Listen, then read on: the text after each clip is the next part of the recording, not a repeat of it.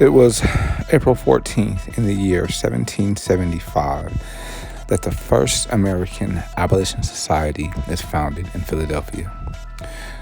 The Society for the Relief of Free Negroes Unlawfully Held in Bondage, the first American society dedicated to the cause of abolition, is founded in Philadelphia on this date.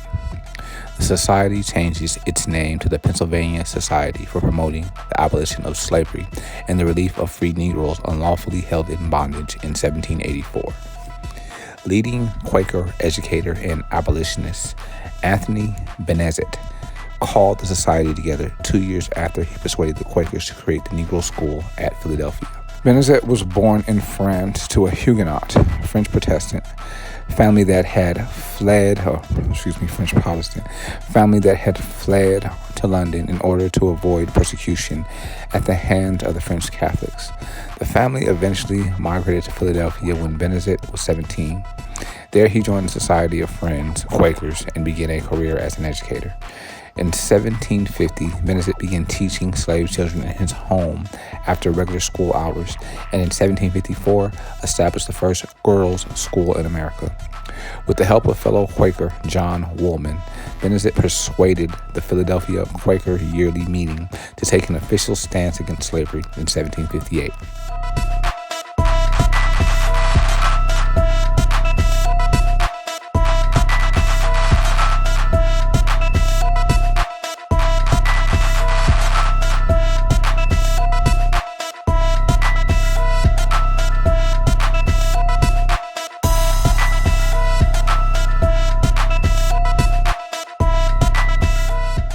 Benezet's argument for abolition found a translated audience with the publication of his tract, Some Historical Account of Guinea, written in 1772. Benezet counted Benjamin Franklin and John Wesley, the founder of Methodism, among his sympathetic correspondents. He continued his eternity in 1784. His funeral was attended by 400 black Philadelphians. His society was renamed in that year, and in 1787, Benjamin Franklin lent his prestige to the organization, serving as its president.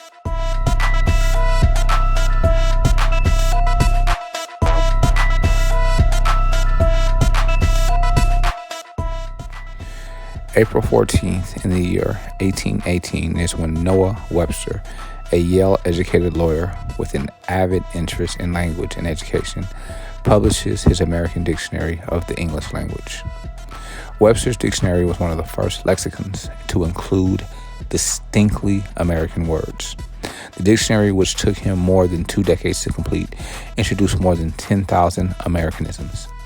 The introduction of a standard American dictionary helped standardize English spelling, a process that had started as early as 1473, when printer William Caxton published the first book printed in English. The rapid proliferation of printing and the development of dictionaries resulted in an increasingly standardized spellings by the mid-17th century.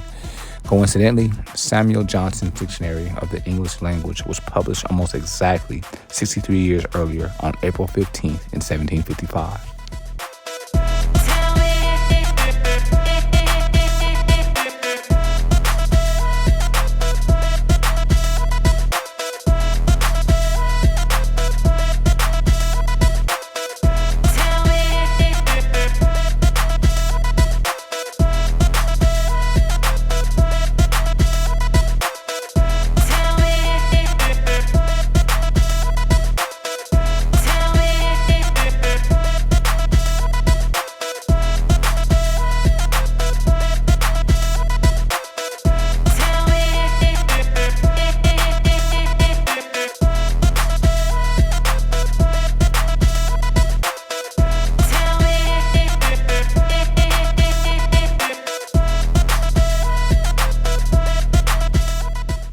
It was April 14th in the year 1935 in what came to be known as Black Sunday.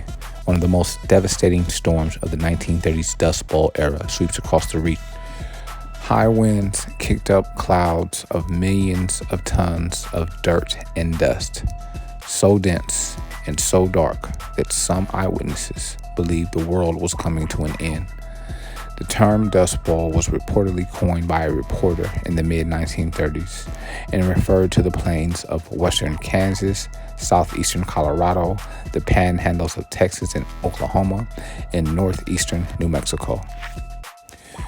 By the early 1930s, the grassy plains of this region had been overplowed by farmers and overgrazed by cattle and sheep.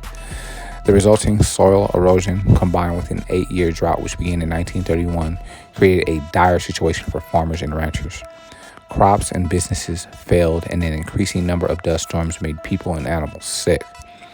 Many residents fled the region in search of work in other states such as California, as chronicled in books including John Steinbeck's The Grapes of Wrath, and those who remained behind struggled to support themselves.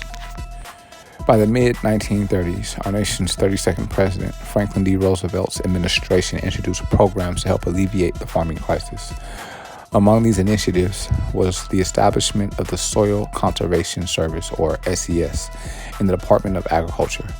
The SCS prompted improved farming and land management techniques, and farmers were paid to utilize these safer practices. For many Dust Bowl farmers, this federal aid was their only source of income at the time.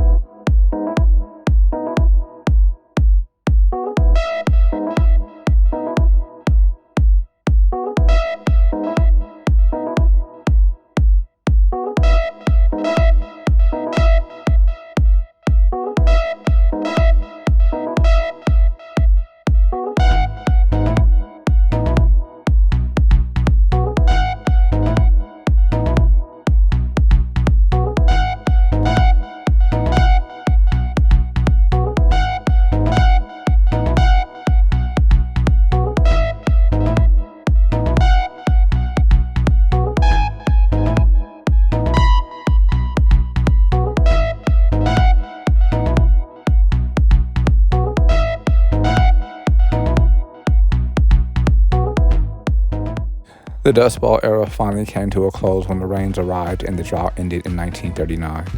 Although drought will continue to be an inevitable part of life in the region, improved farming techniques significantly reduced the problem of soil erosion and prevented a repeat of the 1930s Dust Bowl devastation.